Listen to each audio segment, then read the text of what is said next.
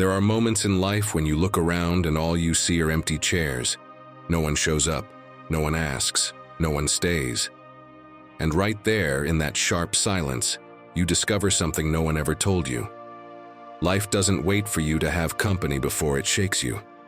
Either you focus on yourself, or you stay stuck, forgotten, waiting for someone to come save you. Listen closely, because this is about you. That weight you carry without telling anyone. That exhaustion you hide so no one sees you fall. That feeling of rowing a boat where you're the only one holding the oars. This video isn't here to comfort you or paint loneliness in pretty colors. It's here to remind you that when there's no one to hold on to, you hold on to yourself. That when there are no voices cheering you on, you become your own guide. The Stoics knew it. Real strength doesn't show up when everything's fine, but when no one else is around. Today I'm going to show you how to keep going even when no one walks beside you. How to build a life that stands because you learned how to stand on your own. Stay with me and you'll learn to stop depending on others and start relying on yourself. Now tell me, how long has it been since you forgot about yourself? Since when have you been waiting for someone to give you a hand because you feel like you can't do it alone? If that feeling has been with you, subscribe and stay in this community where we learn how to move forward even when the road feels empty. And tell me in the comments, are you ready to learn how to move forward with no one by your side? Or just write, I keep going, even alone. All right then, are you ready? Let's begin. First lesson, when there's no one around, that's when your true growth begins. Let me tell you something that probably no one has ever said to you this clearly. The moment you truly discover who you are doesn't come surrounded by applause or helping hands. It shows up when you look around and there's no one, when the phone doesn't ring, when your plans fall apart and no one asks how you're doing. That space, that burning emptiness, that's where real growth begins. Because focusing on yourself isn't a motivational choice you make on an inspired Monday. It's what you're left with when life pulls the safety net away. Think about this. How many times have you opened WhatsApp just to see if someone messaged you? How many times have you posted something hoping for validation, counting the likes like they were proof that you matter? I'm not judging you. We've all done it. But that small habit reveals something huge. You're looking for something on the outside that can only be built on the inside. You're waiting for someone to confirm that you're on the right path, that you matter, that your effort means something. And while you wait for that external sign, you miss out on the only thing that truly counts, learning to validate yourself. The Stoics didn't have WhatsApp, but they understood this. Marcus Aurelius, the most powerful man of the ancient world, surrounded by senators, generals, and advisors, wrote something devastating in his private notes. Even if you long for company, prepare to be alone. The crowd doesn't cure the loneliness of the soul. Do you understand what that means? You can be in a room full of people and still feel completely empty. External support is a comforting illusion, but the only company that never fails you is yourself. And that realization, even if it burns at first, is the one that transforms you. The truth is brutal, but it sets you free. No one is going to give you permission to be strong. No one's going to send you a message saying, today you can start living for real. That moment, when you decide to focus on yourself and move forward even if no one's by your side, doesn't come when you're surrounded by people. It comes when you realize the company you were waiting for isn't going to show up. Or worse, it did, and it left, and you're still here. Epictetus, who was born a slave and owned nothing, not even his own body, developed a philosophy that still hits like a hammer today. You have power over your mind, not over external events. Realize this, and you will find strength. Look at the word strength. Not instant happiness, not comfort. Strength. The strength to get back up when no one reaches out a hand. The strength to keep building when no one applauds your progress. The strength to focus on yourself even when everyone else has moved on to something else. Let me give you a concrete example. Imagine you're in the middle of an important project. Maybe it's your business, your studies, a life change no one understands. At first, some people ask about it, encourage you, say, "That's great, tell me more." But weeks go by, then months, and that interest fades. No one checks in. Your small wins don't spark any conversation. Your struggles don't bring any support. You just keep going alone. And that's the pivotal moment. Either you give up because no one supports me, or you realize you never needed that support to move forward. You just wanted it. And there's a huge difference between wanting something and needing it. When you truly learn to focus on yourself, you stop measuring your progress by other people's reactions. You stop waiting for someone to validate your effort to feel it's worth it. You become your own witness. And believe me, that's one of the most powerful transformations a human being can go through, going from needing an audience to becoming your own. Seneca said it perfectly. The wise man is self-sufficient, not because he wants to be without friends, but because he can be. It's not that you celebrate loneliness like some kind of trophy. It's that it no longer breaks you. It doesn't paralyze you. It doesn't make you question your worth. It's just there and you keep building. Because your growth doesn't depend on who's watching. Now, let's be honest. Being alone hurts. And anyone who tells you otherwise is either lying or has never truly been alone. It hurts to see people going on with their lives while you feel like you're fighting invisible battles. It hurts not to have anyone to share your small victories with. It hurts to lie down at night knowing that if you disappeared tomorrow, the world would keep spinning without even blinking. But that pain, if you use it right, becomes your purest fuel. Because when there's no one cheering you on, every step you take is real. Every bit of progress is yours. You're not doing things to impress anyone, to meet expectations, to prove a point. You're doing them because you decided to focus on yourself and move forward. And that kind of motivation, the one that's born when there are no cameras, no witnesses, is unbreakable. It doesn't die when you lose a follower. It doesn't deflate when someone criticizes you. It lives because you feed it, not because someone else validates it. Try this tonight. Turn off your phone. Don't play any music. Don't turn on the TV. Sit with yourself for 15 minutes. Just you and your mind. At first, it'll make you uncomfortable. You'll want to check your phone, find a distraction, fill that silence with any kind of noise. Resist. Because in those 15 minutes, you'll discover something. That being with yourself isn't as terrible as you thought. That your own company, once you accept it, is enough. And that all that urgency to find external validation was just fear. Fear of facing yourself. Marcus Aurelius wrote his meditations with no intention of publishing them. It was his personal journal, his way of staying sane while ruling over an empire that was falling apart. No one read it. No one applauded him. No one said, "Great writing, Emperor." And still, he wrote, because he needed to focus on himself to avoid breaking. And 2,000 years later, those private reflections are still changing lives. What's the lesson? That what you build when no one's watching is what truly lasts. So stop waiting. Stop looking at your phone hoping someone will show up. Stop pausing your life until you get the support you think you deserve. Focus on yourself. Move forward even if no one's by your side. Because the most liberating truth you'll ever learn is this. You don't need company to be whole. You already are. You just need to stop looking outside for what has always been inside. When there's no one around, that's when your true growth begins. And when you learn to build yourself up alone, nothing and no one can tear you down.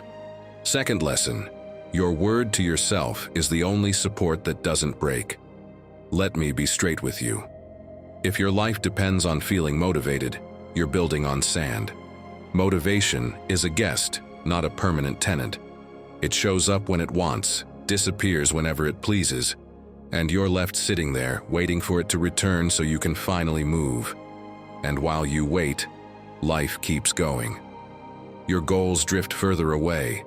Your potential starts to rust. All because you decided you'd only act when you felt like it. This is where Stoicism doesn't hesitate. Discipline isn't your enemy. It's your only real ally when everyone else is gone. Epictetus summed it up in a phrase so simple it stings. Don't expect things to happen the way you want. Wish for them to happen the way they do, and you'll live well. And you know what that means in your day-to-day life? It means you can't wait to feel like doing something. You can't wait for the perfect moment. If you want to focus on yourself and move forward, even when no one's by your side, you have to become the kind of person who does what needs to be done. Even when they don't feel like it. Even when it hurts. Even when no one's watching, my friend, maybe this has happened to you. It's 6 in the morning.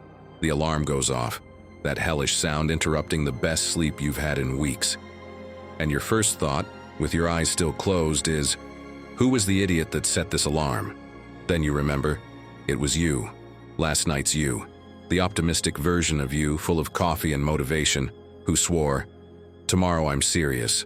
Tomorrow I become a new person. But 6 a.m., you doesn't know that guy. 6 a.m. You is cozy, warm, and deeply in love with your pillow. And that's when the negotiation begins. Your brain, suddenly the most brilliant defense attorney on earth, starts building the perfect case for why you should stay in bed. It's cold out there.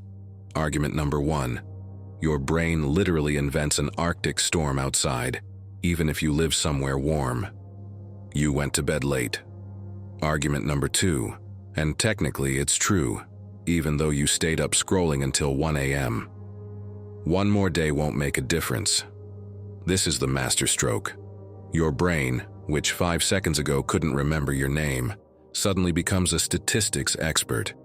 1 day out of 365, statistically irrelevant. And there it is. In that microscopic moment between the sound of the alarm and your decision, everything is decided. It's not dramatic, there are no cameras, no judges, just you, your promise from last night, and your finger hovering dangerously close to the snooze button. You press snooze. Give yourself 9 more minutes. But those 9 minutes aren't real rest. They're 9 minutes of guilty half-sleep where you're not really resting or getting up either. The alarm rings again, another negotiation. Well, I missed the 6 a.m. window, but I could still get up at 7. Snooze again. And this repeats 3, 4, 5 times until you finally get up at 7:30 late rushed, with no time for anything you said you'd do. And as you get dressed in a hurry, you tell yourself, well, tomorrow I'll do it for real. But here's what really happened. When you hit snooze that first time, you weren't just delaying an alarm. You were sending a message to your brain. My word means nothing.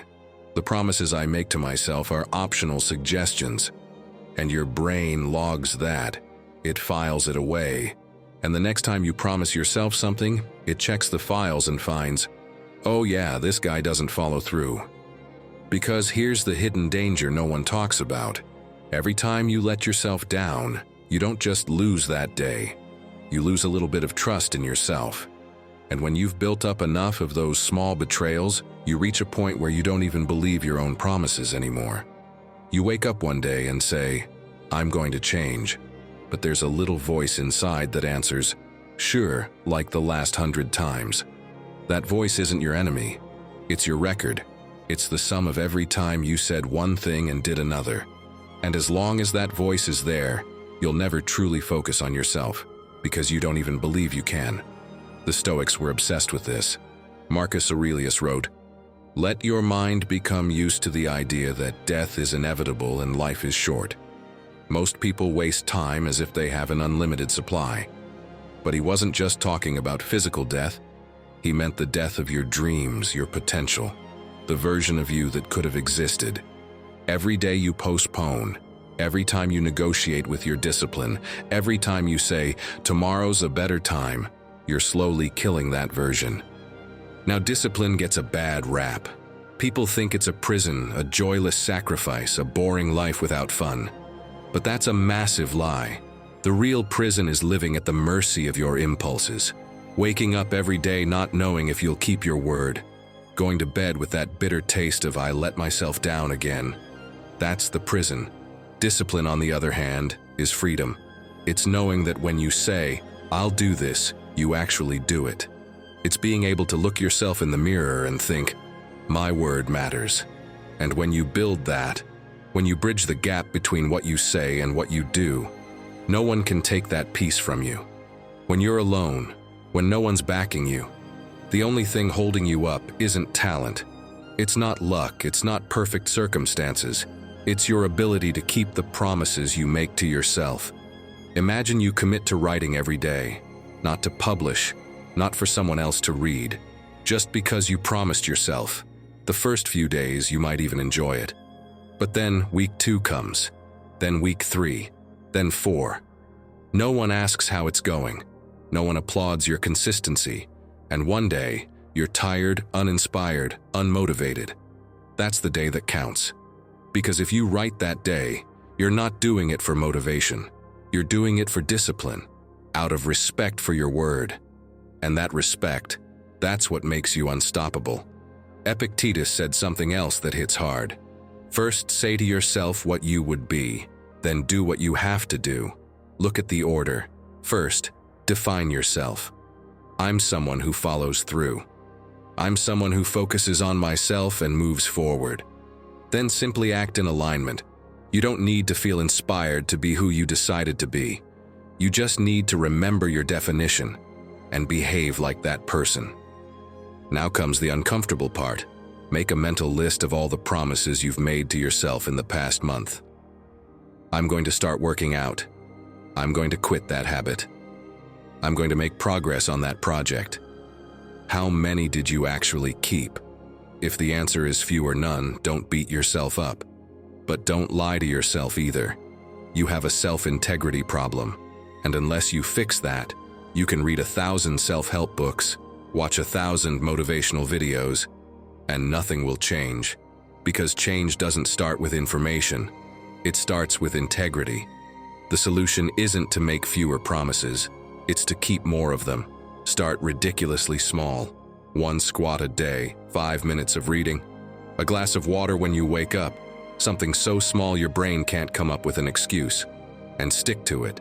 Every day. No exceptions. No negotiations. No, not today because... And each time you follow through, you'll be rebuilding something that may have been broken for years. Your trust in yourself. Because when you're walking your path alone, when no one's watching, when there's no external pressure or expectation, what keeps you going is this, your ability to keep your word. That's your backbone. If it's weak, you'll collapse at the first sign of trouble. But if it's strong, you can weather any storm. Marcus Aurelius ruled an empire, faced wars, plagues, betrayals. And every night he wrote to remind himself of who he had to be the next day. He didn't wait to feel like an emperor. He acted like one because he chose to. And you, with infinitely less pressure than he had, are you really going to tell me you can't handle an alarm? Your word to yourself is the only support that doesn't break. Cultivate it, protect it, honor it. Because the day you learn to trust your own promise, that's the day you stop needing someone else to hold you up. You become your own pillar, and no one, absolutely no one, can knock you down. Third lesson, crises don't break you, they redefine you. Listen to this carefully. There comes a moment in life when everything you thought was solid falls apart. It might be a betrayal, a loss, a failure that knocks the wind out of you. And right then, as you look at the rubble of what used to be your reality, you ask yourself the most useless question in the universe. Why is this happening to me? And the answer is simple, even if it hurts, because it was time for you to grow. And growth never shows up wrapped like a gift. Seneca knew this. He wrote from exile, from loss, from the edge of death. And one of his most powerful lines says, "Difficulties strengthen the mind, just as labor strengthens the body." But here's the part no one tells you, that strengthening doesn't feel like an achievement while it's happening. It feels like parts of you are being ripped away. It feels like every breath costs twice as much. And right there, when you think you can't take one more step, that's when your real transformation begins. Because crises don't come to destroy you. They come to show you what you're really made of. They come to strip away the false layers, the borrowed identities, the comforts that were never really yours. They leave you face to face with yourself. And yes, that's terrifying. But it's also freeing. Because when you lose everything you thought defined you, and you're still standing, you realize something, you're still here. Beneath the chaos, there's something in you that doesn't break. And that something, my friend, is your true self. The one that doesn't need outside approval to exist. The one that can focus on itself and keep moving forward, even when no one's by your side. Let me give you a concrete example. Imagine you've spent years building something, a relationship, a project, a career. You've poured in time, energy, your best self, and then one day without warning it all collapses. The person leaves, the project fails, you get fired, and there you are, frozen, feeling like all that effort meant nothing. But that conclusion, it's a trap. Because what you built didn't disappear, it transformed. Now it lives inside you as experience, as strength, as the unshakable truth that you survived something you thought would destroy you. The Stoics had a practice that sounds harsh, but it's deeply liberating. Premeditatio malorum, the premeditation of evils.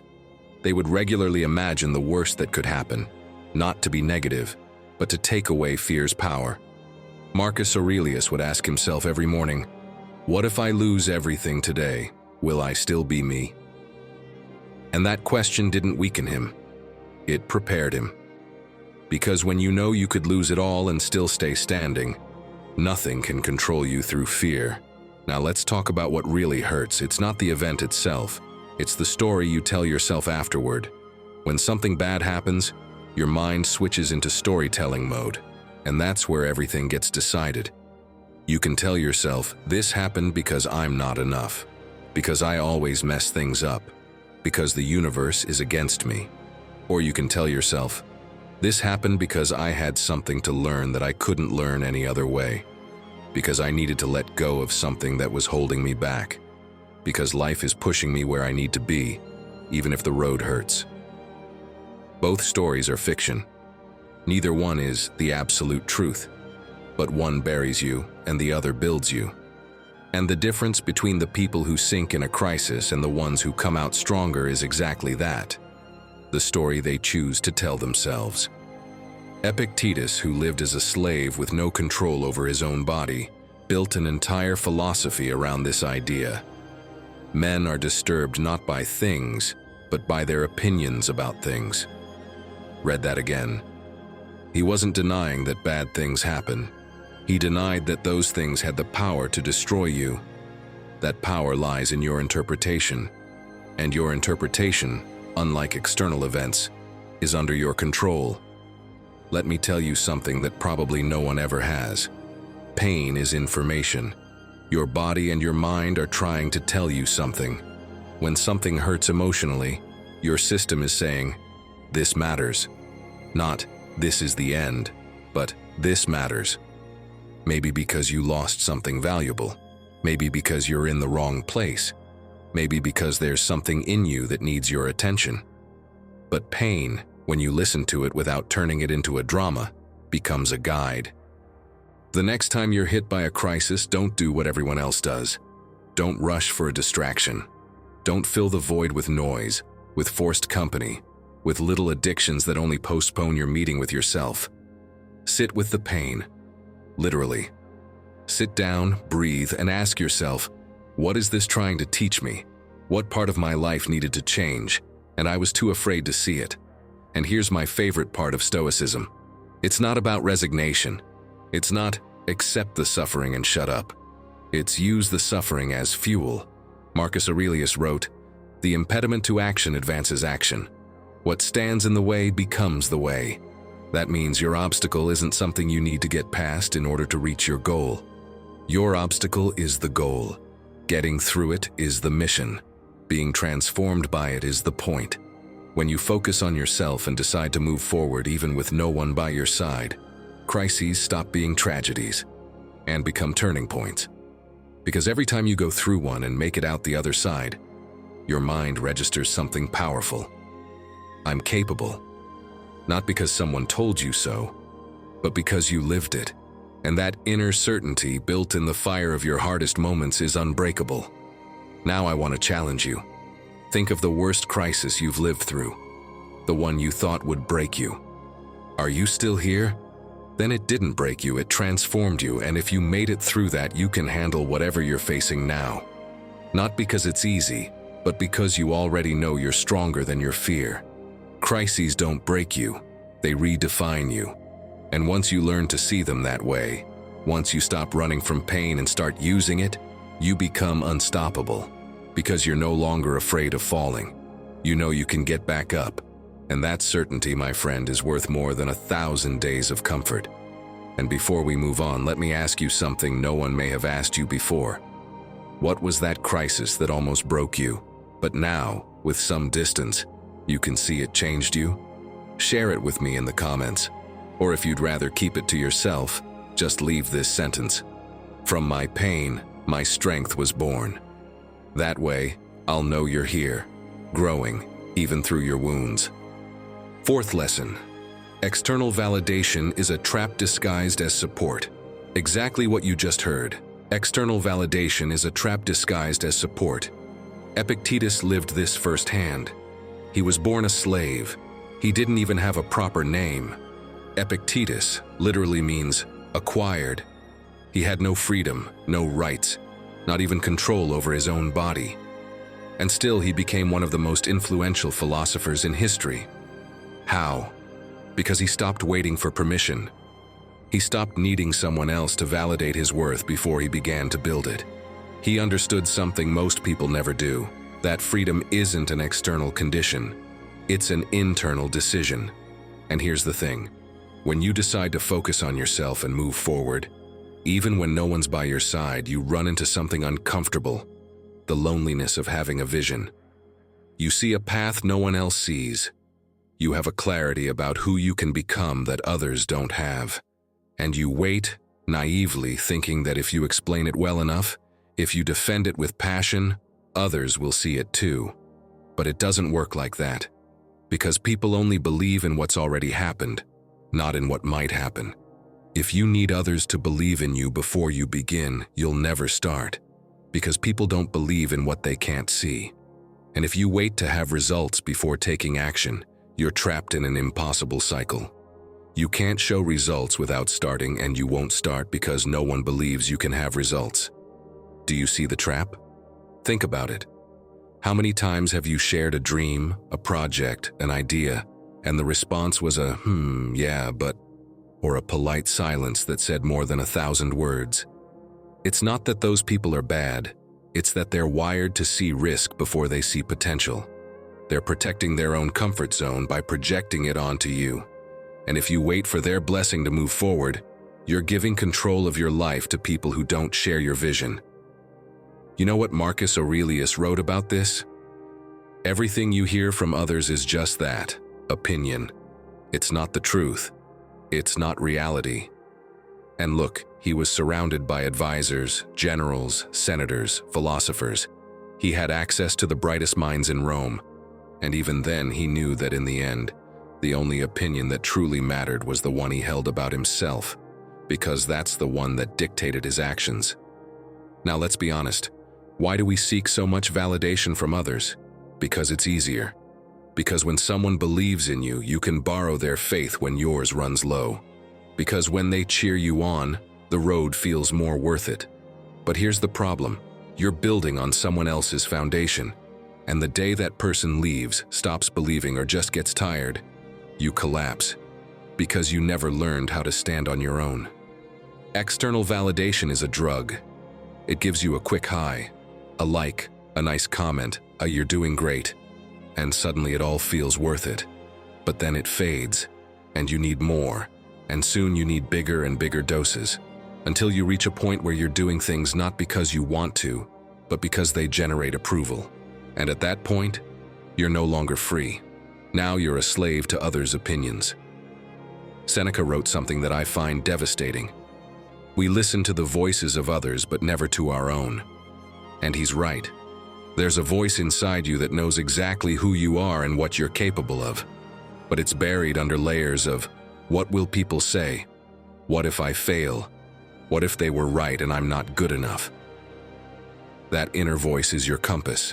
But if you never listen to it because you're too busy chasing approval, you'll lose your way. Let me give you a simple exercise that changed my perspective. For 1 week, do something every day that no one sees. It could be writing, working out, studying, creating, whatever you want. But with one rule: don't share it with anyone. Don't post it. Don't mention it. Do it just for yourself, and observe what happens. At first it'll feel strange, like there's no point in doing something if no one sees it. And that feeling, my friend, is the proof that you're hooked on external validation.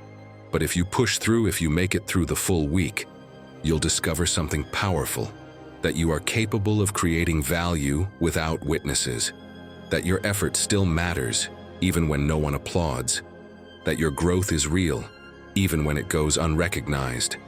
And that's the foundation of true confidence, the kind that doesn't need an audience. Epictetus had a student who constantly sought his approval. He wanted to know if he was doing well, if he was on the right path, if his teacher was proud of him. And one day, Epictetus told him something brutal. "As long as you seek my approval, you are my slave. The day you stop needing it, you'll be free." He wasn't saying he didn't care about him. He was teaching him that freedom begins the moment you stop needing others to certify your worth. And here's the beautiful paradox. The moment you stop needing others to believe in you is when people start to believe. Because there's something magnetic about someone who moves forward without asking for permission. Someone who doesn't need to convince you. Who just does the work, whether anyone's watching or not. That kind of inner certainty, that I know who I am and where I'm going, is what earns real respect. Not the kind you beg for, the kind you earn. But don't do it for that. Don't stop seeking validation just to get more validation. Do it because it's the only way to truly be free. Because as long as your peace depends on what others think, you're living their life, not yours. And when you reach the end of your days, you won't be able to blame anyone for not becoming who you wanted to be. Because you had all the freedom in the world to do it. You just traded it for approval. So if you're waiting for someone to believe in you before you begin, stop waiting. Start. Move. Build. Not to prove anything to anyone, to prove it to yourself. Because the day you learn to validate yourself, to celebrate your own progress in private, to trust your vision even when no one else sees it, that's the day you become unstoppable. Because you no longer need permission. You no longer need an audience. You just need to get to work. External validation is a trap disguised as support. And the only way out is to build such strong internal validation that nothing outside of you can shake it. Focus on yourself. Believe in yourself. And move forward, even if no one's by your side. Because in the end, you were always enough. You just needed to stop looking for that confirmation outside. Fifth lesson. Calm is not passivity. It's absolute mastery. I want you to imagine something. You're in a meeting. Someone calls you out in front of everyone, blames you for something you didn't do. You feel your blood rush to your face, your chest tighten, every muscle in your body screaming for you to react, to defend yourself, to make that person pay for putting you on the spot. That moment, those 3 seconds when your whole being wants to explode, is the real battlefield, not the one outside, the one inside you. And here's what no one tells you. Your power isn't measured by how forcefully you react. It's measured by your ability not to react until you choose to. Marcus Aurelius understood this with brutal clarity. He wrote, "If you're distressed by anything external, the pain is not due to the thing itself, but to your judgment of it, and you have the power to revoke that judgment at any time." Think about what he's saying. Real control doesn't lie in changing what happens outside. It lies in not losing control of what happens inside. Because when you focus on yourself and choose to move forward even if no one is by your side, one of the first things you realize is that the world will constantly try to shake you. It will push you. It will provoke you. It will try to get you to react from fear, from anger, from the need to prove something. And if you fall into that trap, if you let every external trigger dictate your internal state, you'll never be free. You'll be a puppet of your circumstances. The Stoics had a perfect metaphor for this. They said the mind is like a fortress. When it's well defended, outside attacks bounce off. Not because the fortress is aggressive, but because it's solid. Arrows may rain, enemies may shout, the world may burn, but inside those walls, there is calm. And that calm, my friend, is your true refuge. It's not a place you reach when everything is okay. It's a state you build so that when nothing is okay, it doesn't destroy you. Now let's bring it down to something simple, something real. You're driving. You're late for something important. Traffic is a nightmare. And suddenly another driver cuts you off, honks at you, throws an offensive gesture. In that moment, you have two options. You can respond, honk back, shout, flip them off. Feel that tiny hit of satisfaction. I got them back.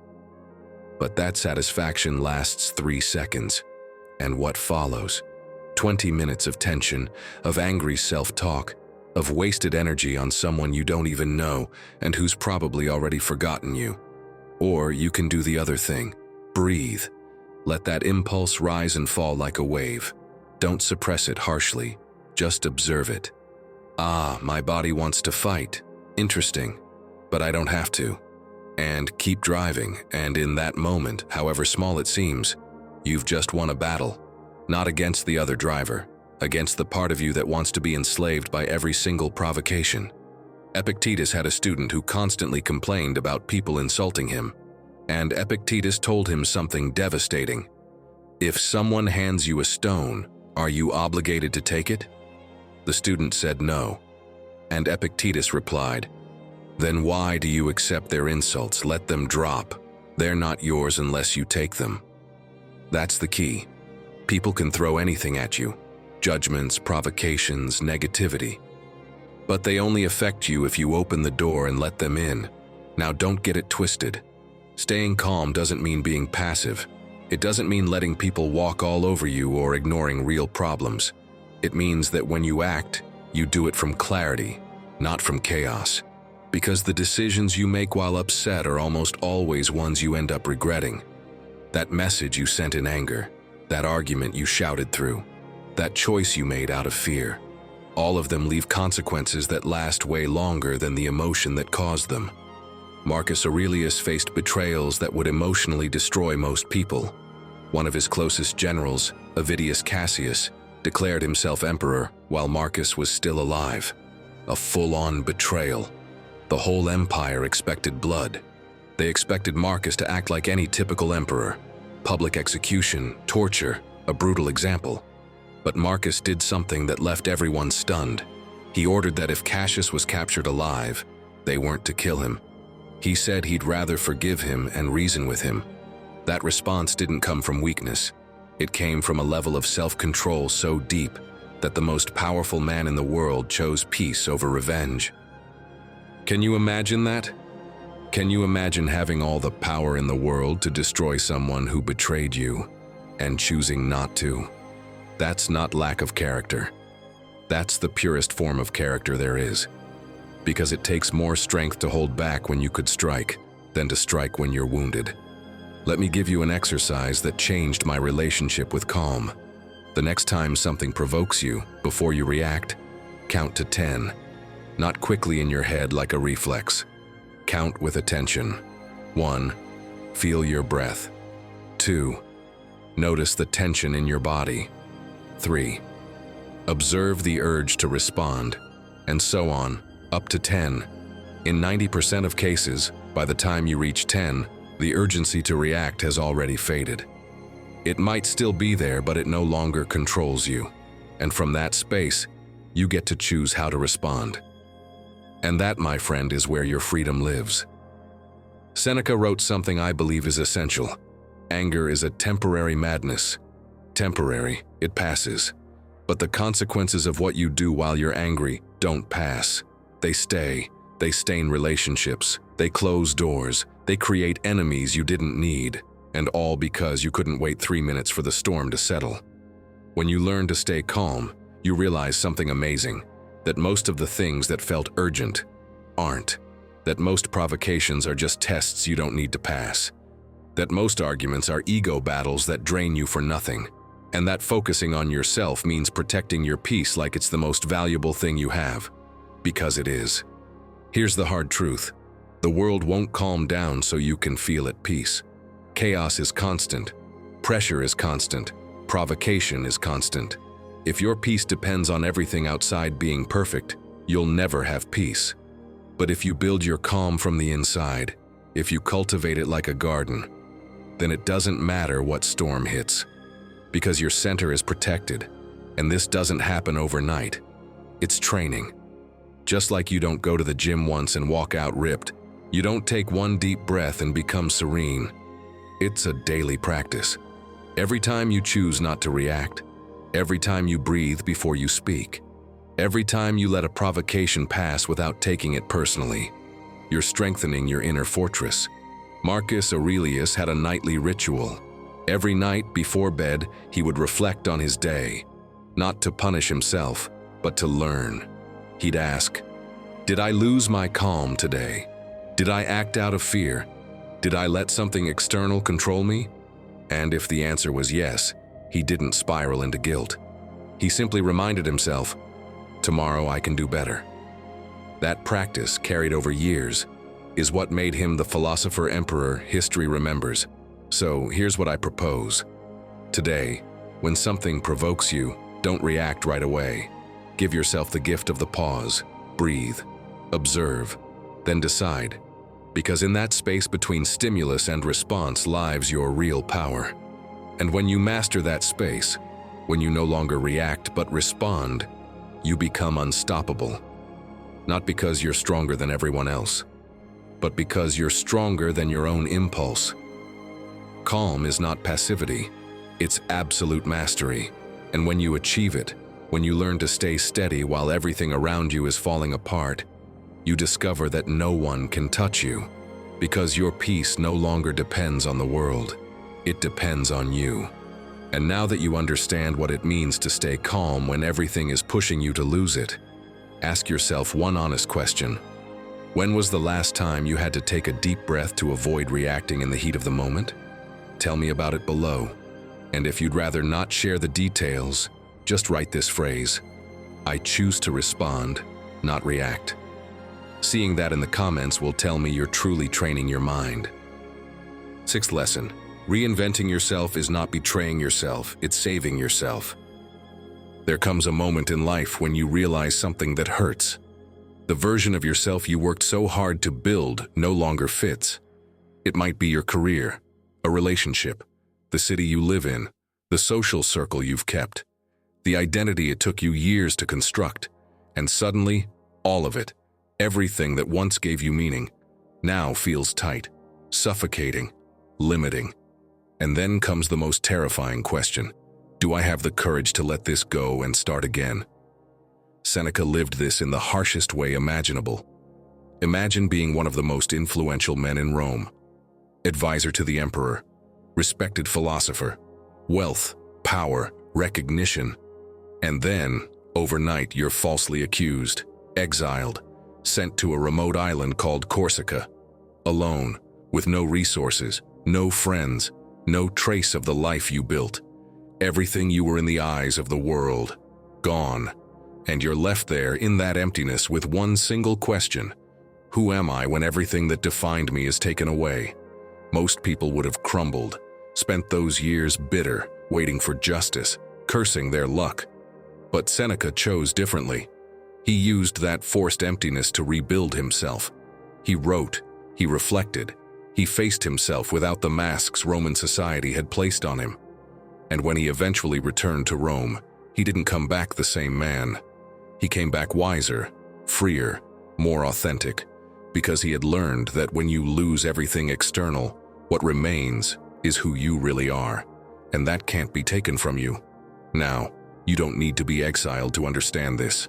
Sometimes all it takes is a breakup that shatters you, a job loss you didn't see coming, a project you gave everything to that ends in failure. That moment when you look at your life and think, I thought I'd be somewhere else by now.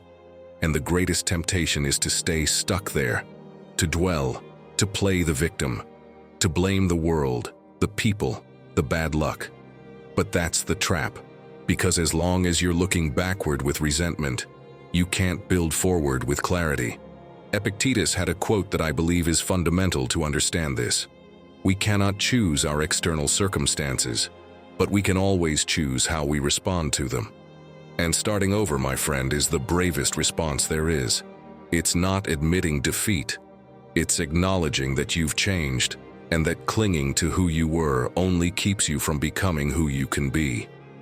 Imagine you've spent 10 years in a job. It's not your dream job, but it's stable. You know everyone. You know how things work. And one day, you realize something. You're there out of fear, not passion. Every Monday feels heavy. Every Friday feels like a breath of relief. And the cycle repeats year after year. But you have bills. You have responsibilities. People depend on you. And the thought of starting over, learning something new, risking failure, it terrifies you. So you stay. And with every year that passes, the fear grows.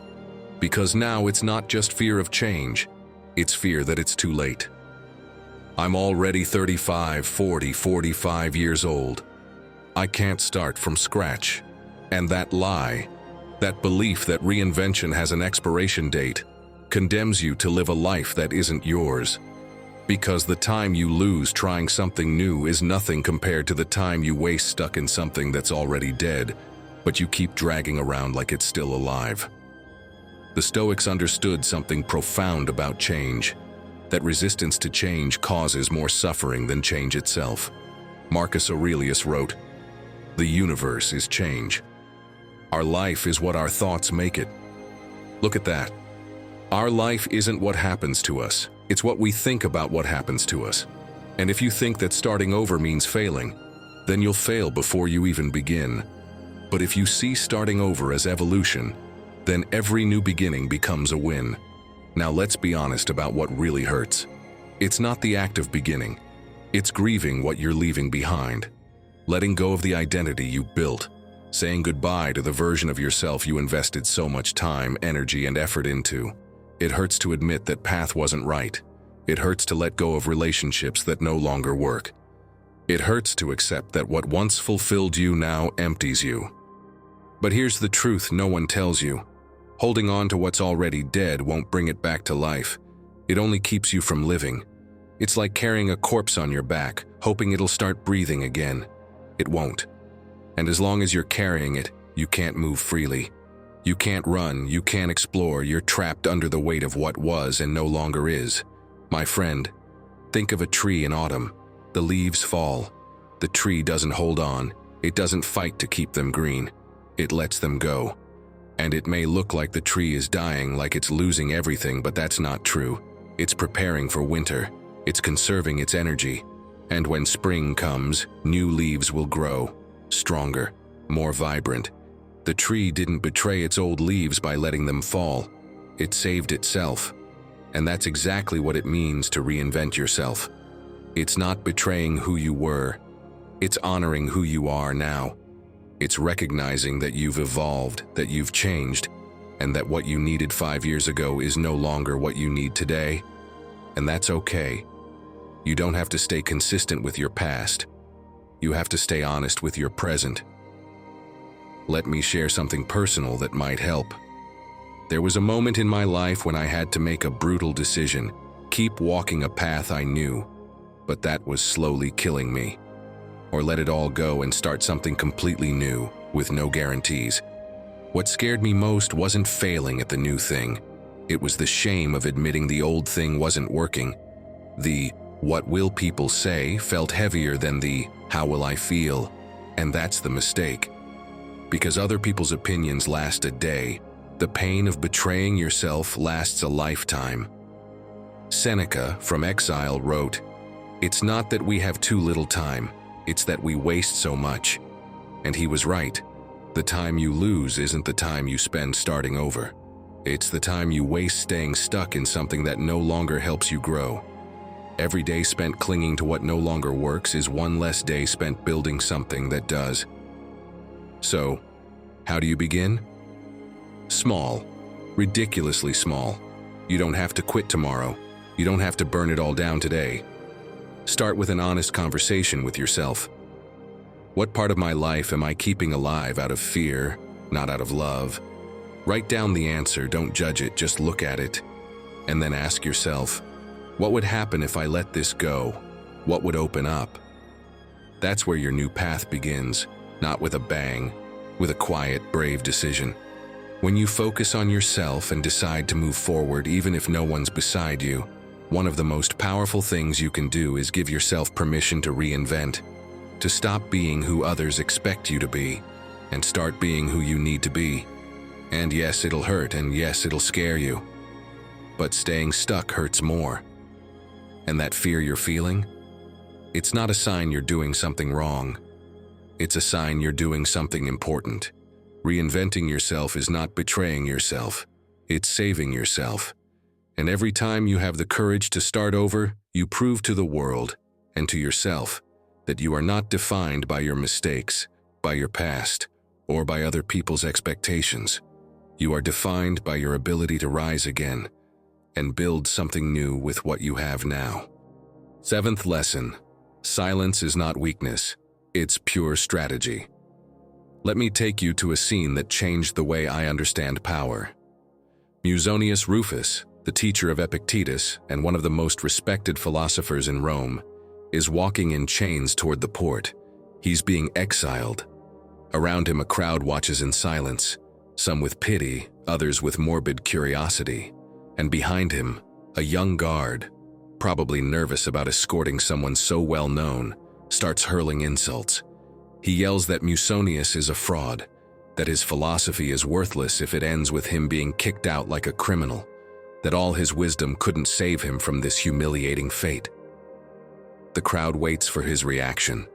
A man of his stature, of his intellect, surely he'll say something. Something brilliant to put the guard in his place. Something to defend his honor. But Musonius says nothing. He doesn't quicken his pace. He doesn't look down in shame. He doesn't turn to confront the guard with words. He just keeps walking, one foot in front of the other, back straight, face calm, as if the guard's words were nothing more than wind passing by, touching nothing that matters.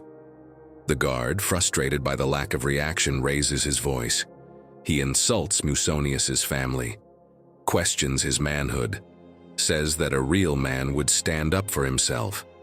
And Musonius keeps walking in silence. When they finally reach the boat, and the guard has run out of things to say, one of the bystanders approaches Musonius and asks the question you're probably wondering too. "Master, why didn't you answer him? Why did you let him insult you like that?" And Musonius responds with a calm that still echoes 2,000 years later. "If I can't control what others do to me, at least I'll control what I represent." That man wanted a reaction, not a conversation.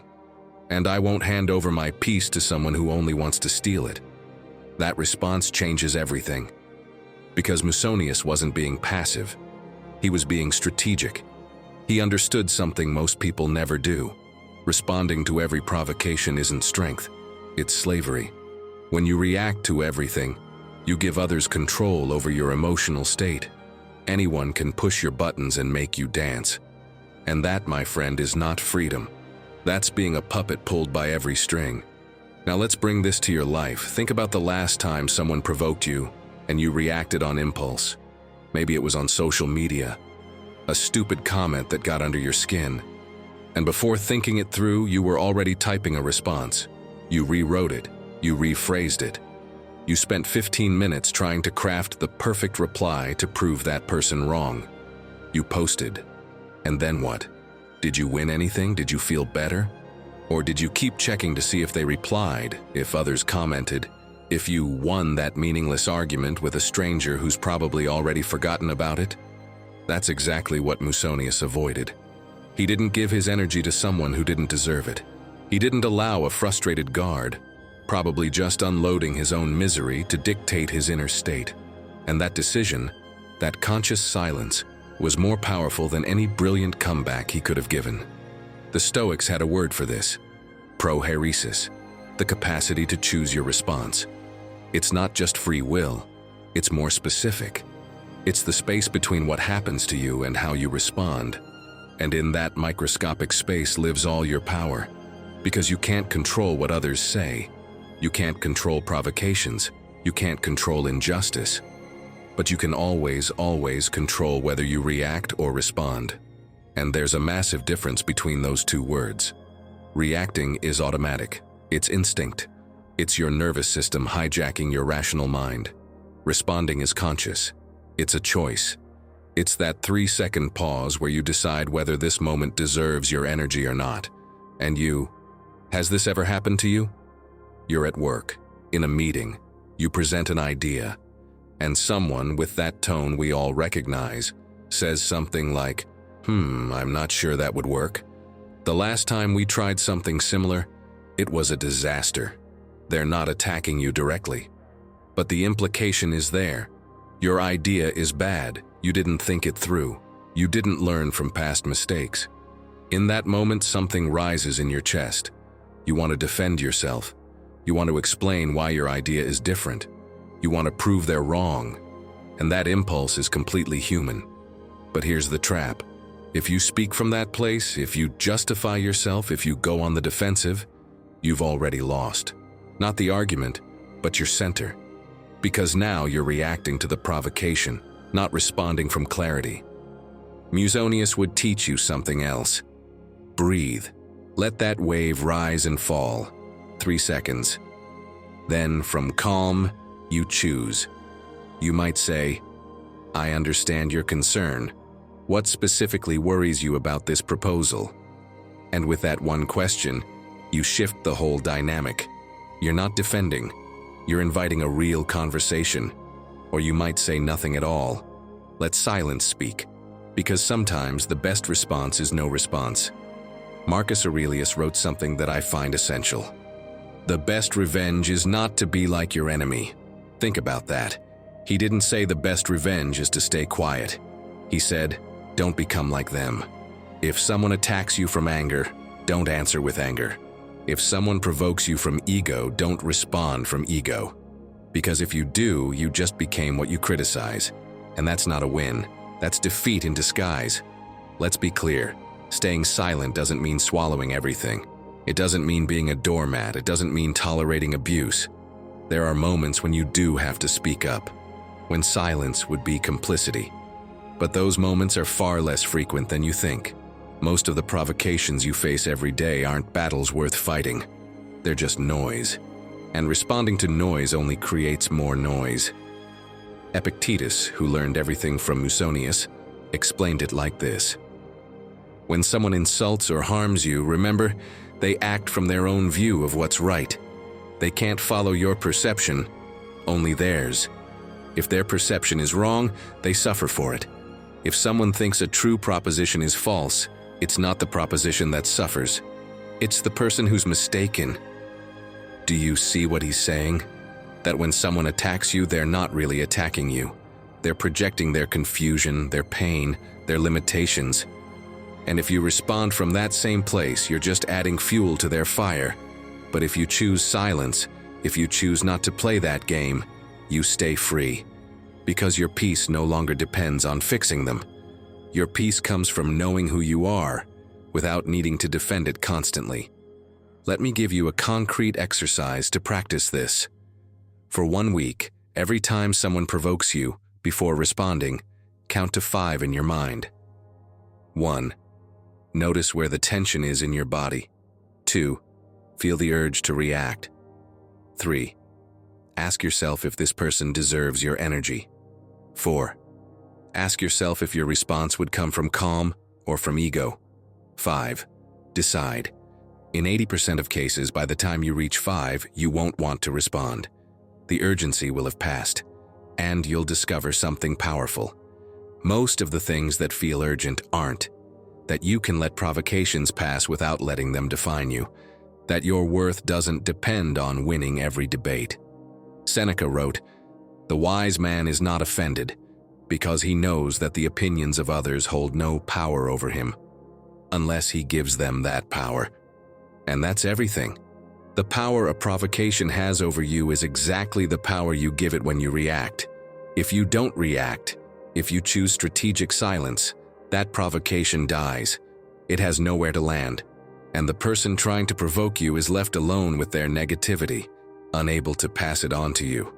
When you learn to stay quiet even when you want to scream, when you master that primal urge to defend yourself against every attack, you become unstoppable.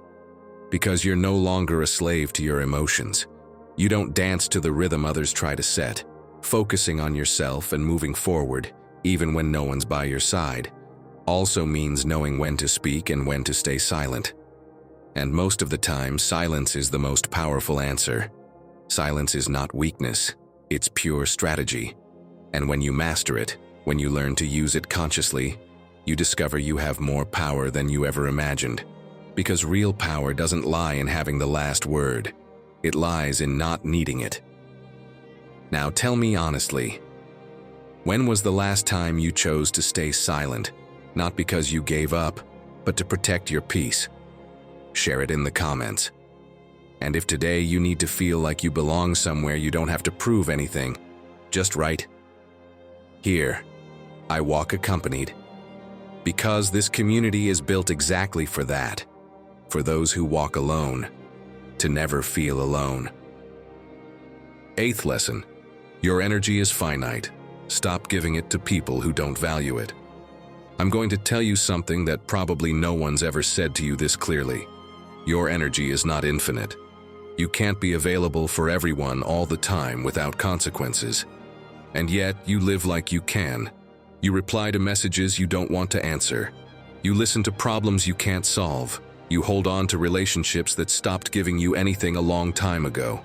And by the end of the day, you feel empty, not physically tired, emotionally drained, and you don't understand why. Seneca saw this 2,000 years ago. He lived in Rome, surrounded by politicians, flatterers, and professional manipulators, people who only came around when they needed something. And he learned something essential. To associate with those who lack control over their emotions is like chaining yourself to a madman. You'll end up being dragged into their chaos. He didn't say it out of cruelty, he said it from experience. Because he'd lived long enough to know that some people don't come to grow with you. They come to unload onto you. And here's the problem. You were taught that being a good person means always being available, that saying no is selfish, that setting boundaries is cold, that if someone needs your time, your attention, your energy, you have a moral obligation to give it. And that belief, my friend, is killing you slowly. Because every time you give when you don't want to, every time you listen when you can't take it, every time you force yourself to hold someone else up while you're falling apart, you're giving away a part of yourself that doesn't come back easily. Think of your energy like a bank account. Every interaction is a transaction. Some people deposit. They make you feel lighter, inspired, more like yourself. Others withdraw. And not just a little, they drain you. And the worst part is that many of them aren't bad people. They're not attacking you. They're just so lost in their own mess, they suck the life out of you without even realizing it. They're unconscious, emotional vampires. And if you don't learn to protect yourself, they'll leave you with nothing. Now give me a minute and be brutally honest. How many conversations have you had in the last month that left you more exhausted than before they started? How many times have you walked away from a chat and felt like you needed to be alone to recover? How many relationships are you keeping, not because they give you anything, but because you feel guilty letting them go? If your answer is a lot, then you've got a serious energy management problem. The Stoics understood this perfectly. Marcus Aurelius wrote, "Be careful not to catch the vices of others. It's hard to touch coal and not get dirty." He wasn't saying to become a hermit. He was saying, be selective. Understand that not everyone deserves the same level of access to your mind, your time, your vital energy. I hate to be the one to say it, but there are people in your life right now who only reach out to complain, not to grow, not to solve anything, just to dump. It's always the same story in a different disguise. Always the same problem with zero real intention to change it. And you, because you're a good person, because you want to help, stay there, listening, advising, giving, and they stay the same, or worse, and you end up more and more depleted. Nicole LePera, a psychologist who studies trauma and relationship patterns, has a brilliant concept. Emotional codependence isn't just needing someone. It's allowing someone to need you in a way that destroys you. Think about that. You're not helping. You're allowing yourself to be used as an emotional crutch. And that's not love. That's not empathy. That's self-abandonment disguised as kindness. Let me give you a specific exercise that completely changed the way I relate to others. For 1 week, after every meaningful conversation you have, pause for a moment. Literally stop and check in with yourself. How do you feel? If you feel lighter, clearer, more energized, that person adds to your life. If you feel heavy, confused, drained, that person takes from you. It's not more complicated than that. Your body doesn't lie. It always knows who feeds you and who bleeds you. Now, this doesn't mean you have to cut off everyone who ever made you tired. It doesn't mean you become cold or unreachable. It means you learn to pace yourself, to understand that helping from a place of exhaustion isn't helping. It's just passing your own chaos to someone else. Seneca said it best: you can't give what you don't have. Fill yourself first, then overflow. And here's the beautiful paradox. When you start protecting your energy, when you set clear boundaries, when you say, "I can't today," without guilt, the right people will respect it. And the ones who don't, they show you exactly who they are. People who don't value you as a person, only as a resource. And that truth, even when it hurts, is pure gold, because it lets you clean your life of toxic relationships disguised as friendships. Epictetus had a simple rule: show me your friends, and I'll show you your future. Because the 5 people you spend the most time with determine your average energy, your average mindset, your average life. If those 5 people are bitter, negative, stuck, guess what you'll be? But if they're growing, aware, and constructive, so will you be. Not by imitation, by osmosis, because energy is contagious. Now think about this. You're on your phone, scrolling. You see a story, a post, a video of someone complaining, criticizing, being negative, and you stop to read. You dive into the comments, you start feeling tension in your chest, a diffuse anxiety.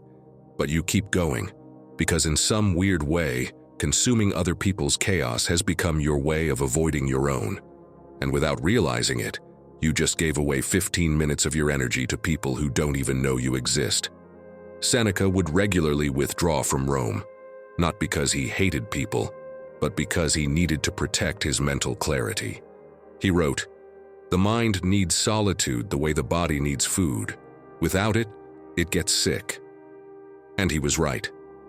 But we live in a world today where solitude is seen as failure, where if you're not constantly connected, available, replying, something's wrong with you. And that's the biggest trap. Because while you're trying to be there for everyone else, you're no longer there for yourself. So, how do you start protecting your energy for real? First, accept that you have permission to not be available, that your rest needs no justification, that it's okay to leave a message unread until tomorrow, that you can say, "I can't talk about that right now," without offering a single excuse. Second, identify your energy vampires, the ones who always have drama, who never change, who only show up when they need something, and limit your exposure. You don't have to cut them off cold. Just stop being their first option for dumping. Third, and this is crucial, fill your cup first. Every day before being available to anyone else, do something that nourishes you. 10 minutes of silence, reading, walking, whatever recharges you. Because if you start your day empty and the first thing you do is give, you'll be broken by nightfall. And that's not sustainable. You can't live like that. When you focus on yourself and choose to move forward even when no one is by your side, one of the most important decisions you can make is to protect your energy like it's the most valuable thing you own. Because it is. Without energy, there's no clarity. Without clarity, no good decisions. Without good decisions, no progress. It all starts with understanding that your energy is finite, precious, and it deserves to be invested wisely, not handed out freely. Your energy is finite. Stop giving it to people who don't value it. And when you learn to be selective, when you give yourself permission to say no without guilt, you'll discover something liberating. The people who truly matter will respect your limits. And the ones who don't, they never deserved your energy to begin with. Ninth lesson: protect your energy like it's your last resource. Imagine your life energy is like your phone battery. You wake up at 100%, you feel clear, grounded, mentally sharp. And then it begins. A message that annoys you, but you answer anyway. Another app you open without thinking.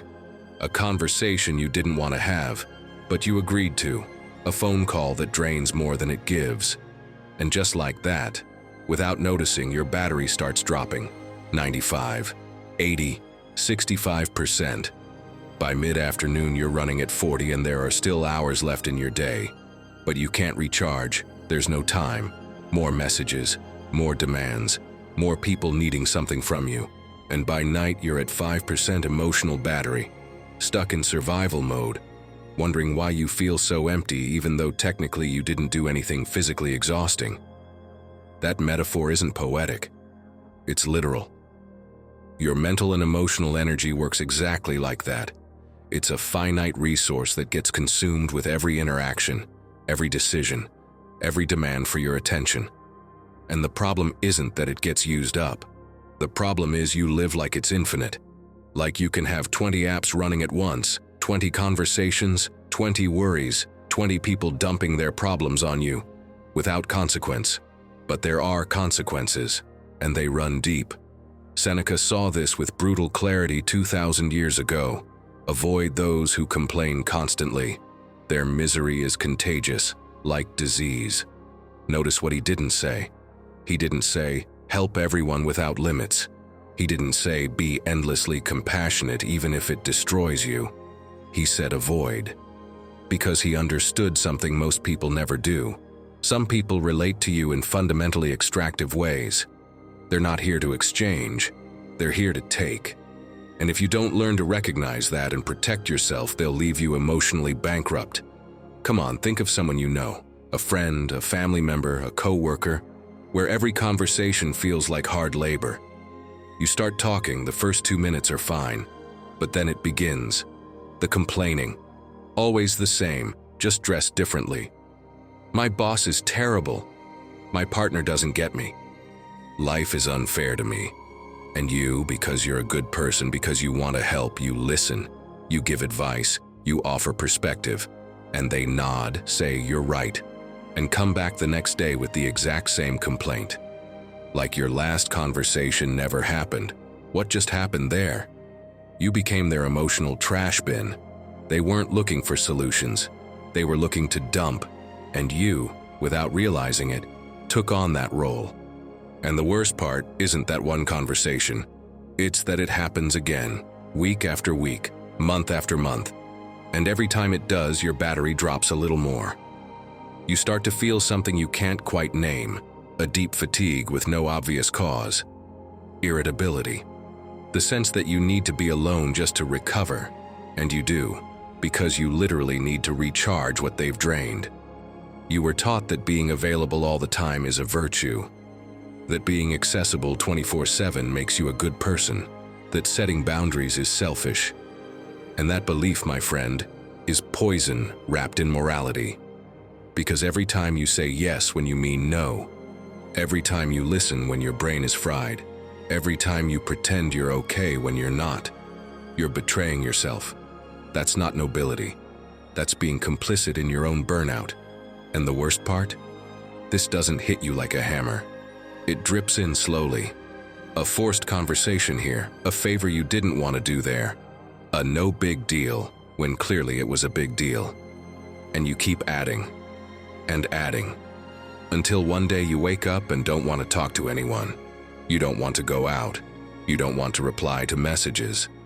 And people ask, what's wrong with you? And you don't know how to explain that nothing specific happened. You just ran out of emotional battery because you never learned how to recharge, only how to give. Seneca lived surrounded by this. He was an advisor to Emperor Nero. Imagine that level of demand, manipulation, people coming to him only when they wanted something. And he learned something he wrote in his letters. The crowd is a source of distraction.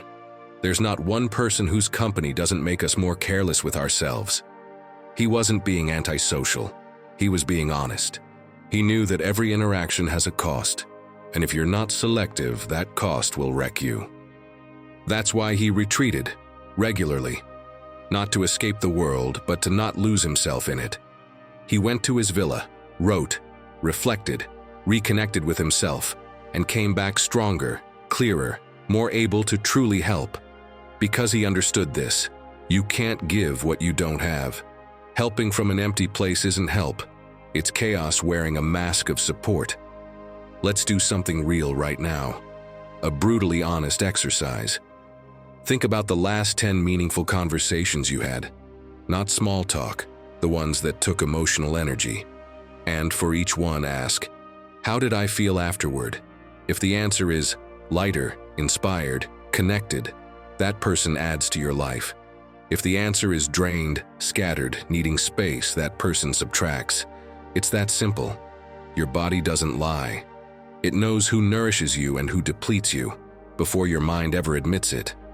And I won't lie to you. You'll probably realize there are people in your life, maybe close ones, maybe long-standing ones, who are always taking. And you've normalized it. You've accepted that's just how they are, that they need support, that they're going through a rough patch. And maybe that's true. But that doesn't mean you have to be their permanent emotional crutch. There's a massive difference between supporting someone temporarily and being their chronic emotional life support. Epictetus nailed it. Show me who you spend time with, and I'll show you your future. That wasn't some motivational quote. It was a Stoic law. Your energetic environment shapes your internal state. If you surround yourself with people who complain, live in victimhood, and drain without giving back, you'll become that too. Not by conscious imitation, by energetic osmosis, because energy is wildly contagious. So here's something practical. Tomorrow morning when you wake up, before you touch your phone, before you make yourself available to anyone else, do something that recharges you. 10 minutes of silence, journaling, a walk, reading something that inspires you, whatever feeds you. Because if you start your day empty and the first thing you do is give, you'll be shattered by nightfall. It's basic math. You can't withdraw from an account with no funds. And when someone comes to unload on you, you'll feel it instantly in your body. You need to learn to say something you probably never have. I can't today. Not, I don't have time. Not, I'm busy. Just, I can't. No justifications, no long explanations, because you don't owe anyone a lecture on your emotional bandwidth. No is a complete sentence. And here's the freeing part. People who truly value you will respect that. They'll say, okay, whenever you're ready, and move on with their day. The people who don't respect that, who guilt trip you, who say, I thought we were friends, or you've changed, or you're always too busy. Those people are showing you exactly what they've always seen you as. Not a person with needs, but a tool. Someone who exists to serve them. And that's not friendship. That's exploitation pretending to be connection. When you focus on yourself and choose to move forward even if no one's walking beside you, one of the most radical decisions you can make is to be selfish with your energy. And yes, I use that word on purpose. Selfish, because you've been taught it's a bad thing. But healthy selfishness isn't about ignoring others. It's about knowing that if you're running on empty, you can't help anyone. Protecting your emotional battery isn't cold, it's survival. Seneca once wrote something that should be etched into every wall. Withdraw into yourself as much as possible. Associate with those who make you better, and welcome those whom you can help. Look at the balance in that. It's not give until you collapse. It's mutual growth, because healthy relationships are reciprocal. Toxic ones are one-sided. So stop feeling guilty for protecting yourself. Stop apologizing for needing space. Stop forcing yourself to be available when you're breaking. Your energy is finite, precious, irreplaceable. and it deserves to be invested consciously in people, projects, and moments that return something to you, not handed out to whoever shouts loudest or manipulates best. Protect your energy like it's your last resource, because when it's gone, when you've given it all away, getting it back takes time, and that time could have been spent building something instead of recovering from giving too much. 10th lesson: impatience is the silent enemy of real growth. Imagine this. It's nighttime on the borders of the Roman Empire. The cold bites your skin. Marcus Aurelius, emperor of the known world, sits in a military tent surrounded by maps, war reports, and the distant sounds of soldiers preparing for the next day's battle. He's exhausted. He's been on campaign for months. The empire is falling apart on multiple fronts. And yet, before going to sleep, he takes his journal and writes something that seems almost contradictory coming from someone in the middle of so much chaos. Everything that happens at its right time, not before, not after. Think about that. The most powerful man in the world, facing wars, betrayals, plagues, shortages, writes about patience, not about brilliant military strategies, not about how to speed up victory, about accepting the pace of things. Because he understood something that most people never do. Rushing doesn't bring results faster. It only accelerates your own downfall. The anxiety to see immediate results is exactly what kills the seed before it can grow. Marcus Aurelius wasn't in a hurry because he had purpose. And that difference is everything. Hurry comes from fear, from what if it's not enough, from what if I'm late, from what if others get ahead of me while I'm still stuck here. But purpose comes from clarity, from I know where I'm going and I trust my process. And when you really have that, you can hold out as long as it takes, because you're not competing with anyone. You're building something only you can build. Now let's be honest about your life. How many times have you started something with a ton of energy and dropped it because you didn't see quick results? You started working out. 2 weeks later, you don't see changes in the mirror and think, this doesn't work. You started a project. A month later, there's no traction and you think, this isn't for me. You started changing a habit. 3 days of slipping up and you think, I can't do this. And just like that, failure after failure, you convince yourself that you're the problem, when the only real problem was your expectation of speed. We live in the era of emotional delivery. You want the body, the mind, the success, the peace, all of it yesterday. And if it doesn't arrive in 48 hours with free shipping, you think it's broken. But life, my friend, doesn't work on Amazon Prime. It works in seasons, in cycles. On timelines you can't negotiate, only respect. The Stoics used a perfect metaphor for this. They said time is like a river. You can't rush it. You can't stop it. All you can do is learn to navigate it. Marcus Aurelius wrote, time is a river of passing events. As soon as something appears, it's swept away, and another takes its place, and that one will also be swept away. He wasn't being pessimistic. He was being realistic about something essential. Everything has its time, and forcing that time only creates resistance. My friend, let me give you a scene you might be living right now. You're working on something important. It could be your professional growth, your mental health, a life change you know you need. And you've been putting in effort for weeks, maybe months. But when you look at your life, you don't see dramatic changes. You look in the mirror and thought you'd be different by now. You check your bank account and it looks the same. You talk to the same people, live in the same place, have the same problems. And you start to wonder, what's the point of all this if nothing's changing? And right there, in that moment of doubt, is where most people quit. A month away from transformation, a week away from the breakthrough, a day before everything starts to make sense. Because that's how real growth works. It's not linear, it's exponential. In the beginning, it's all invisible effort. You're building foundations underground that no one sees, not even you. And it feels like you're not moving, like you're going in circles. But that's not true. Every rep, every day of consistency, every small right decision, it's all building up. like compound interest, like tectonic pressure. Until one day, suddenly, everything that was invisible becomes visible. And people ask you, how did you change so fast? Without realizing it wasn't fast, it was slow. So slow it felt like nothing was happening. Robert Maurer, who studies how people really change, discovered something fascinating, that small, consistent changes are far more effective than big dramatic ones. He called it the Kaizen method. And basically it says, if you want to change, don't start with a revolution. Start with microscopic daily evolution. Because your brain doesn't resist what's small, but it panics when you go big. So when you decide to focus on yourself and move forward, even if no one is by your side, the most tempting thought is, I'm going to change everything at once. I'll work out 2 hours a day. I'll read a book a week. I'll meditate an hour. I'll transform my life completely this month. And it lasts 3 days, because you asked your system for a revolution when it was only ready for a small step.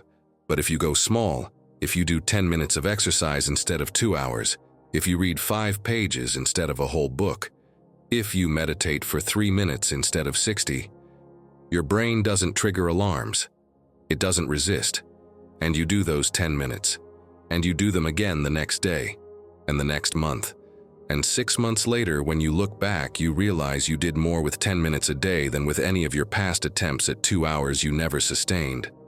Marcus Aurelius didn't become the philosopher emperor in one day. He wrote one note every night for decades. Seneca didn't build his wisdom in one intense retreat. He reflected through letters for years. Epictetus didn't free himself mentally and emotionally with one epiphany. He practiced detachment day by day, even while still physically enslaved. And here's the hardest truth. Everything you want is already available to you. But not on the schedule you want. On the schedule you need. Because there's a big difference between being ready to want something and being prepared to hold on to it. Most people want the result without the transformation it takes to sustain it. They want success without the mindset that keeps them from self-sabotaging. They want peace without the internal work that holds it up. And that's why, even when they get it, they lose it, because it arrived before they were ready to keep it. The Stoics understood this completely.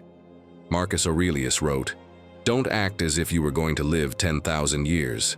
Death hangs over you. While you live, while you can, be good." Notice he didn't say, "Hurry up."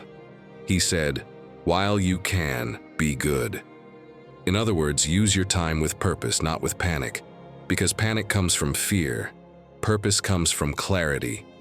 So when you feel that anxiety, that urge of, "I need results now," pause, breathe, and ask yourself, where is this urgency coming from?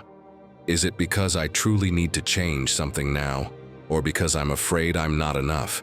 And most of the time, honestly, it's the second. It's fear disguised as ambition. It's insecurity disguised as urgency. And the solution isn't to go faster. It's to trust more. Trust that if you keep showing up, if you keep doing the work even when nothing seems to be changing, the results will come. Maybe not when you expected, but when you're ready to receive them. Because the universe isn't in a rush. Nature isn't in a rush. A tree doesn't hurry to grow. It just grows. Day by day, year by year. Without anxiety, without doubt. Just growing. And you can do the same. You can let go of urgency. You can trust your process. You can focus on doing the right thing today without obsessing over when the results will show. Because the good things take time, yes. But they come. They always come. And when they do, you'll understand why they couldn't come sooner. Because you needed to become the person capable of holding on to them. And that transformation, my friend, can't be rushed. It can only be respected. Impatience is the silent enemy of real growth. And when you overcome it, when you learn to trust the pace of your own building, you become unstoppable. Not because you're fast, but because you're consistent. And with enough time, consistency beats everything. Lesson 11. Anger is not your enemy, it's unrefined fuel. Close your eyes for a second and remember the last time you felt real anger. Not annoyance, not irritation, pure anger. The kind that tightens your chest, that rises like lava through your throat, that makes your hands shake because your whole body wants to do something, break something, shout something. We've all felt it, and all of us in that moment have faced the same crossroads. Do I explode, or do I swallow this? Now imagine being in that situation with no power at all to change it. Imagine being a slave in Rome, 2,000 years ago. You're in a windowless room. Your master, drunk on power and wine, brutally humiliates another slave. He degrades him, he makes him cry, and you're there watching it all, feeling every word as if it were directed at you, because you know it could be you tomorrow or the next day, but you can't do anything. Moving means punishment. Speaking means death. The only thing you can control in that moment is your internal reaction. That was Epictetus, a slave without a real name. Epictetus literally means acquired, watching injustice after injustice without being able to stop any of it. And in those moments of absolute helplessness, he learned something that would change not only his life, but the lives of millions after him. Anger is not the problem. The problem is not knowing what to do with it. Because anger, my friend, is pure energy. It's power without direction. It's fire without shape. And like any fire, it can cook your food or burn your house down. It all depends on how you use it. If you throw it into the world without control, you destroy relationships, opportunities, your own peace. But if you learn how to channel it, if you learn to use it as fuel, you can forge something indestructible. Epictetus didn't repress his anger. He didn't ignore it. He didn't pretend it wasn't there. He observed it. He studied it. And instead of letting it control his actions, he transformed it into discipline. Every moment of injustice became a lesson in self-control. Every humiliation turned into training to master his mind. And while his master drowned in his own uncontrolled rage, shouting, punishing, living in constant agitation, Epictetus was building something no one could take from him: mastery over himself. And notice the irony: that master whose name was probably important in his time is completely forgotten. Nobody remembers him. Nobody studies his life. But Epictetus, the powerless slave, became one of the most influential philosophers in history. Because he understood that real power isn't controlling others. It's controlling yourself when every part of you wants to lose control. And maybe you think that was different, that those were other times, that that kind of anger only existed in such a brutal world. But look closely. Modern injustices come in a different shape, but they hurt the same. You don't need physical chains to feel trapped. Sometimes you're in a company where you know you deserve more, but they always promote the same people. Or you're in a relationship where you give everything and receive crumbs. Or you spend months pouring your soul into a project and someone with better connections gets the credit. No whips, no shackles, no master yelling in your face. But the helplessness is identical. That knot in your stomach, that mix of anger, shame, and injustice, is exactly what Epictetus felt every day. The difference is that you can choose what to do with that energy. You can let it turn you bitter, or you can use it as the fuel the Stoics discovered, an inner force that helps you rebuild yourself without depending on anyone, turning your pain into focus and rising knowing that what burns you today will push you tomorrow. Maybe it's happened to you too.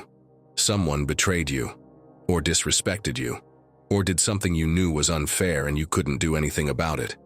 And in that moment, anger showed up. And you probably did one of three things. You swallowed it, you ignored it pretending it didn't affect you, or you exploded and said or did things you later regretted. All three of those responses are losses, because when you repress anger, it doesn't disappear. It stays inside, fermenting, turning into resentment, anxiety, that constant tension you can't explain. When you ignore it, you disconnect from a fundamental part of yourself, and that disconnect slowly shuts you down. And when it explodes without control, you destroy exactly what you wanted to protect: your dignity, your relationships, your peace. But there's a fourth option, the Stoic option, the option Epictetus discovered in chains. Observe your anger, understand its message, and turn it into directed action. The Stoics had a radical view of emotions. They didn't see them as enemies you had to eliminate. They saw them as information to decode. Marcus Aurelius wrote, "If you feel hurt by something external, the pain doesn't come from that thing, but from your judgment about it. And you have the power to revoke that judgment at any moment." Anger is showing you something. It's telling you, this violates something I deeply value. And that information is gold. Because if something enrages you, it's because you care about it. If you didn't care, there'd be no anger. So anger, when you understand it this way, becomes a compass that shows you exactly what matters to you. Now imagine this. You're at work. You've been building a project for months. You've given it your effort, your creativity, your time. And in a meeting, someone presents your idea as theirs. And everyone applauds. And nobody mentions you. You feel anger exploding inside you. Hot, urgent, demanding immediate action, option 1. You explode right there. You accuse that person, you make a scene, and even though you're right, you lose. Because now you're not the person who got their work stolen. You're the unstable one who can't handle pressure. Option 2. You swallow it. You smile. You even congratulate that person. And then you go back to your desk with a knot in your stomach that doesn't leave. And for weeks, every time you see that person, you relive the moment. And the anger grows. And it makes you sick. Option 3, the Stoic one. You feel the anger. You acknowledge it. I'm furious because I deeply value honesty, and this was deeply dishonest. And from that clarity, you decide what to do. Maybe you talk to that person privately. Maybe you talk to your boss later with facts. Maybe you simply take note of who that person really is and adjust your relationship accordingly. But you do it from clarity, not chaos. And that difference changes everything. Robert Greene, in the 48 Laws of Power, has a law that says, control your emotions or they will control you. And he's not talking about repression. He's talking about exactly what the Stoics taught. Emotions are powerful tools if you know how to use them, and dangerous weapons if you don't. And here's the secret Epictetus discovered. Anger contains a massive amount of energy. It's like unrefined uranium. If you throw it around as it is, it contaminates everything. But if you process it correctly, if you refine it, it can generate clean energy for years. It can push you to build incredible things. It can give you the strength to change situations that seemed impossible to move. Think about the people who've achieved extraordinary things. They didn't do it from comfort. They did it from refined anger, rage against injustice they witnessed, a visceral rejection of the status quo, a deep anger at their own mediocrity. And instead of letting that anger destroy them, they used it as fuel to build something that didn't exist. The rapper Eminem has spoken openly about this. His childhood was brutal, poverty, abandonment, constant bullying, and all that anger could have destroyed him. He could have ended up in prison, addicted, or dead. But he found a channel: music. He turned all that fury into lyrics, into rhythm, into art, and he became one of the most influential voices of his generation, not despite his anger, through it. So when you focus on yourself and decide to move forward even if no one is by your side, you're going to feel anger. A lot of it. Anger because no one supports you when you need it. Anger because people judge you without knowing you. Anger because things aren't moving as fast as you want. Anger because you've failed yourself. And in those moments, you have to make a critical decision. Are you going to let this anger consume you? Or are you going to use it as the most powerful push you have? Let me give you something concrete to do the next time you feel anger. Don't ignore it. Don't repress it. Feel it completely. But before acting, ask yourself 3 questions. What is this anger showing me about what I value? What constructive action can I take that honors that value? Does this action bring me closer or further away from who I want to be? Those 3 questions create the space between the stimulus and your response. And in that space lives all your power, because you're no longer a slave to your emotion. You're the architect of your response. Marcus Aurelius, who had more power than almost any human in history, wrote something devastating. The best revenge is not to be like your enemy. He didn't say, don't take revenge. He said, don't be like him. Because if someone attacks you from blind rage and you respond with blind rage, you just became what you hate. But if you respond with refined anger, with directed action, with clear purpose, you keep your power intact. Seneca explained it another way. The one who cannot get angry is a fool. The one who doesn't know how to get angry is a wise man. Understand this. He wasn't saying wise people don't get angry. He was saying they know how to get angry. They know when it's worth it. They know how to channel that energy into something productive instead of destructive. So stop seeing your anger as something shameful you have to hide. It's part of you.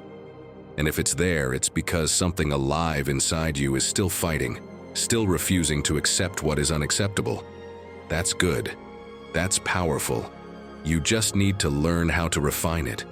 Anger is not your enemy. It's unrefined fuel. And when you learn to process it, to transform it into discipline, into focus, into directed action, you become unstoppable. Because you're no longer reacting to the world. You're responding with purpose. And that difference, my friend, is the difference between living at the mercy of your emotions or living as their master. Lesson 12. Real power is born when no one's watching.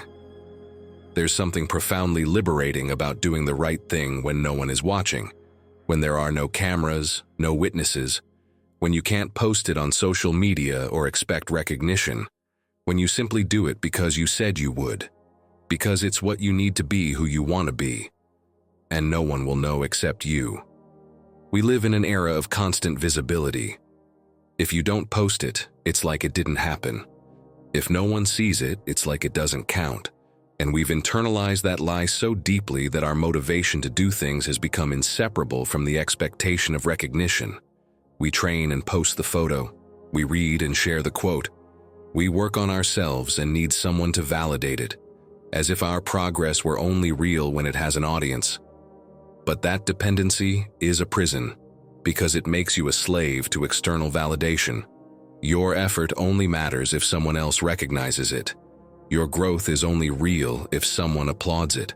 And when no one's watching, when no one is validating you, you get lost, because you never develop the ability to sustain yourself, to be your own witness, to validate your own progress. Marcus Aurelius understood this with a depth that still resonates 2,000 years later. He was the emperor of Rome, the most powerful man in the known world. He had access to all the luxury, all the comfort, all the recognition a human could ever have. And yet, he chose to spend his final years in military tents on the frozen frontiers of the empire, fighting wars he never wanted to fight, holding together an empire that was falling apart from every direction. And every night, in those cold tents, far from Rome, far from luxury, far from any audience, he pulled out a notebook and wrote, not to be published, not for others to read, not to build his legacy. He wrote so he wouldn't lose himself, to remind himself who he was when everything around him was chaos, to keep his mind clear when the world demanded he go insane. Those private notes, written without witnesses, written just for himself, became meditations, one of the most read and most influential texts in human history. And there lies the perfect irony. What he did without seeking an audience resonated more deeply than any public speech he ever gave, because it was authentic. It was real. It was the work of someone who wasn't performing for anyone else. He was building himself for himself. And that, my friend, is the kind of work that truly transforms. The work you do when no one is watching. The work you do with no expectation of recognition. The work you do simply because you promised yourself you would. Because when you learn to work on yourself without an audience, you develop something no one can take from you. Internal integrity. Think of a tree. It grows for years before giving its first fruit. No one celebrates it while it's growing. No one applauds it for every inch it stretches. No one posts photos of its roots expanding underground. But the tree doesn't need that validation. It simply grows. Because it's following its nature. It's doing what it was designed to do. And eventually, when it's ready, it bears fruit. Not because someone was watching, because its time came. You are that tree. And when you focus on yourself and decide to move forward even if no one stands by your side, the most important thing you can do is learn to grow in silence, to work without witnesses, to keep promises with yourself that no one else knows about, because that is the work that truly transforms you. Picture this. It's 5:30 in the morning. Your alarm goes off. Last night, full of motivation, you promised yourself you'd get up and train. But now, in this moment, you're tired. It's cold. Your bed is comfortable. And here's what matters. No one knows. No one knows you made this promise. No one's going to ask if you trained. No one will judge you if you go back to sleep. You're completely alone with your promise. And in that microscopic moment, you make a decision that defines everything. You either follow through or you don't. And when you follow through, when you get up even though you don't want to, even though no one will see it, even though you can't post it later, you're doing more than training. You're building trust in yourself. You're telling yourself, my word matters, even when no one else hears it. And that internal trust, that certainty that you can count on yourself, is more valuable than all the external recognition in the world. Because recognition comes and goes. People applaud and forget. But the trust you build with yourself when you follow through in silence is permanent. It accumulates. And eventually you become someone who simply does what they say they'll do. No drama, no excuses, no need for an audience. Epictetus, who never had any external power, who lived all his youth as a slave, developed this philosophy. Don't take pride in any excellence that isn't your own. If a horse were to say proudly, I'm beautiful, that might be tolerable. But when you say proudly, I have a beautiful horse, know that you're taking pride in the horse's excellence. Do you see what he's saying? That real pride doesn't come from external things. Not from how many people follow you, not from how many likes you get, not from how impressive your life looks on the outside. Real pride comes from the inside, from knowing who you are when no one sees you, from having built something inside yourself that no one can touch because it doesn't depend on their validation. Matthew McConaughey says in his book Greenlights that real success isn't an external ovation. It's an internal whisper that says, well done. And that definition changes everything, because it means you can succeed on a day when no one recognized you, when no one saw your progress, when nothing extraordinary happened on the outside. If you kept your word to yourself, if you did what you said you'd do, if you maintained your integrity, you already succeeded. And that success is the only one that really matters because it's the only one they can't take away from you. My friend, let me tell you something you may have never thought about this way. Every action you take when no one's watching is a vote. You're voting for the kind of person you want to become. When you get up early and no one knows, you're voting to be disciplined. When you keep a promise no one else remembers, you're voting to have integrity. When you do the right thing, even though you could get away with doing the wrong thing, you're voting for your character. And at first, every vote feels small, insignificant, like it changes nothing. But votes accumulate. And eventually, after enough consistent votes, you wake up one day and you're different. Not because something dramatic happened, because thousands of tiny private decisions transformed you. Seneca wrote something I find devastating. Our actions are not noble because of the audience they have, but because of the intention with which they are done. And that completely destroys modern culture. Because it means your noblest actions might be the ones you never share. The ones you do simply because they're right. The ones no one will applaud because no one will see them. And that's liberating. Because it means you don't need to wait for public opportunities to be extraordinary.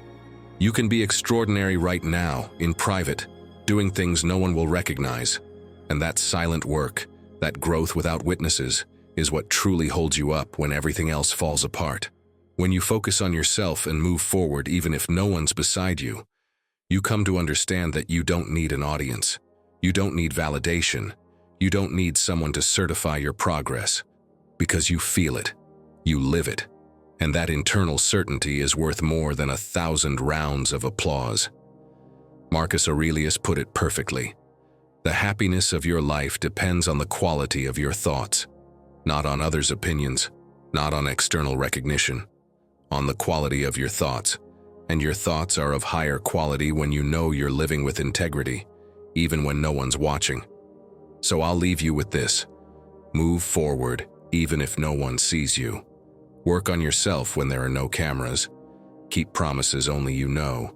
Build in silence, because that work without witnesses is what makes you indestructible, not because you're stronger than everyone else, because you built an internal fortress that doesn't depend on external validation. Roots grow in the dark, and it's the roots that hold up the tree when the storms come. So don't get frustrated if no one sees your progress. Don't get discouraged if no one applauds your effort. Keep building in the dark, because the day the storm comes, and it will, your roots will hold you, and you'll discover that all that silent work wasn't in vain. It was preparation. Real power is born when no one's watching, and when you master that, when you learn to be your own witness, your own validator, your own source of motivation, you become unstoppable, because you no longer depend on anyone else to keep going. Focus on yourself. Move forward even if no one's by your side, and do it in silence.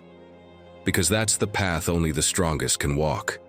And you, my friend, are stronger than you think. Walking alone isn't always easy, but now you know that solitude doesn't weaken you. It sharpens you. It turns you into someone who moves forward without asking for permission, who gets back up without being lifted, who focuses on themselves and keeps going even with no one by their side. What you've heard today isn't theory. It's a reminder that your life changes when you change, when you decide to hold yourself up, when you choose to be your own support, even on your darkest days. If you've made it this far, it's because you carry within you that silent strength that only awakens in those who refuse to give up. If you've made it this far, write in the comments, "I keep going even if no one comes with me." That tells me you're part of this community that doesn't give up. Subscribe and turn on the bell so we can walk this path of wisdom together. You've got more videos on screen waiting for you, because every step counts. Click now, and let's keep learning together.